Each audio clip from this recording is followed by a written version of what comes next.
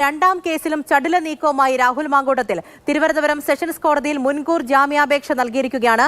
Case fast track കോടതി 3 ഓൺലൈനായി ഉടൻ പരിഗണിക്കുന്നതായിരിക്കും. ആർ അനന്തകൃഷ്ണൻ തിരുവനന്തപുരത്ത് നിന്ന് വിവരങ്ങളുമായി ചേരുന്നുണ്ട്. അനന്തൻ, ആദ്യം താൽക്കാലിക ആശ്വാസം ഹൈക്കോടതിയിൽ നിന്ന് ലഭിച്ച ഉടനെ തന്നെ അതിവേഗ നടപടികളുമായിട്ട് രാഹുൽ മാങ്കൂട്ടത്തിൽ പോവുകയാണ്. അതുകൊണ്ട് തന്നെയാണ് രണ്ടാമത്തെ പരാതിയിൽ തന്നെ കേസിൽ തന്നെ എത്രയും പെട്ടെന്ന് മുൻകൂർ ജാമ്യ ഹർജി നൽകിയിരിക്കുന്നത്.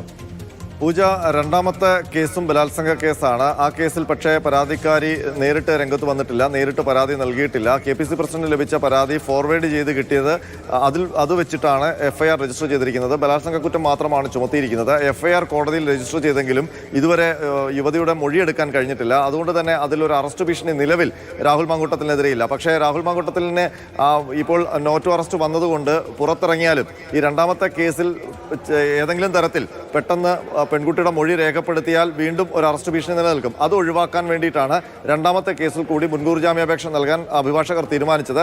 അതിന്റെ അടിസ്ഥാനത്തിൽ ചടുലമായ നീക്കങ്ങളാണ് തിരുവനന്തപുരത്ത് വഞ്ചിയൂർ കേന്ദ്രീകരിച്ച് നടന്നത്. അഭിഭാഷകർ പെട്ടെന്ന് തന്നെ വഞ്ചിയൂർ കോടതിയിൽ മുൻകൂർ ജാമ്യാപേക്ഷ ഫയൽ ചെയ്യുന്നു. അത് സെഷൻസ് കോടതിയിലാണ് ഫയൽ ചെയ്തത്. കോടതി ഇപ്പോൾ അത് ഫയൽ സ്വീകരിച്ചിട്ടുണ്ട്. അല്പസമയത്തിനകം നേരത്തെ ഫാസ്റ്റ് ട്രാക്ക് 3 അത് ഓൺലൈനായി പരിഗണിക്കുമെന്നാണ് പറഞ്ഞിരുന്നത്. ഏതാണ്ട് അഭിഭാഷകർ പരിഗണിച്ചു എന്ന് തന്നെ പറഞ്ഞിരുന്നു. പക്ഷേ എന്തോ സാങ്കേതിക കാരണങ്ങളാൽ അത് മാറ്റം വന്നു. ഇപ്പോൾ അല്പസമയത്തിനകം വീണ്ടും ഓൺലൈനായിട്ട് ആ ഹർജി പരിഗണിക്കുമെന്നാണ് നമുക്ക് അറിയാൻ കഴിയുന്നത്. പരിഗണിക്കുമ്പോൾ രാഹുൽ മാങ്കൂട്ടത്തിൻ്റെ അറസ്റ്റ് തടയണം എന്നാണ് പ്രധാനമായും അഭിഭാഷകർ ആവശ്യപ്പെടുക. മാത്രമല്ല അവരുടെ ഇപ്പോൾ നൽകിയിരിക്കുന്ന ഹർജിയിൽ പറയുന്നത് ഈ പരാതി കെട്ടിച്ചമച്ചതാണ്. അതിൽ പരാതിക്കാരി മേൽവിലാസം പോലുമില്ല.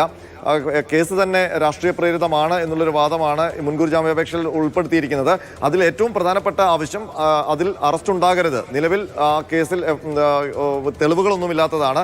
അതുകൊണ്ട് അറസ്റ്റ് ഉണ്ടാകരുത് എന്നുള്ളൊരു ആവശ്യമാണത് ഉന്നയിക്കുന്നത്. കോടതി എന്തായാലും ഇന്ന് തന്നെ കേസ് പരിഗണിക്കും. അല്പസമയത്തിനകം പരിഗണിക്കും. ഓൺലൈനായിട്ടാണ് പരിഗണിക്കുന്നത്. അതിലൊരു തീരുമാനം ഇന്നുണ്ടാവുകയും ചെയ്യും.